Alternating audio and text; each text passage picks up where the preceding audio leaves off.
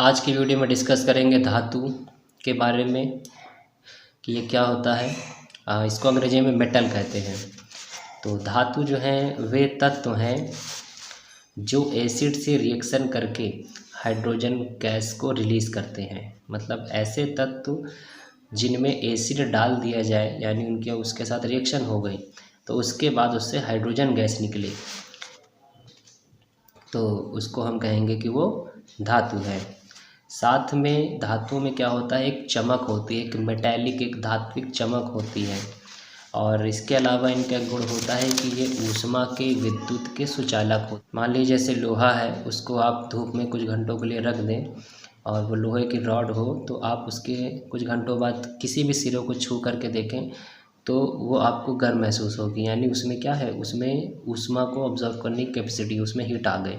या आप लंबे रॉड पर एक सिरे से जो है बिजली को, करंट को उसको दे दें, छुआ उस पर टच कराएं तो पूरे उसमें धातु में क्या होगा, करंट फ्लो हो जाएगा, यानी उसमें बिजली भी दौड़ती है, उसी को हम धातु कहेंगे। तो एक ये पहचान है, उसमें करंट फ्लो हो जाना, हीट एब्जॉर्ब कर लेना और उसमें चमक होना, साथ में उसमें एसिड से रिएक्शन कराई जाए तो हाइड्रोजन गैस बाहर निकले, तो ये सब निशानी है कि वो क्या है, वो धातु है। इसके अलावा अगर वो गिर जाए या उसको पीटा जाए तो उससे ध्वनि उत्पन्न होगी। लोहे गिर जाए और नीचे ज़मीन पर, फर्श पर, तो उससे एक आवाज़ आएगी।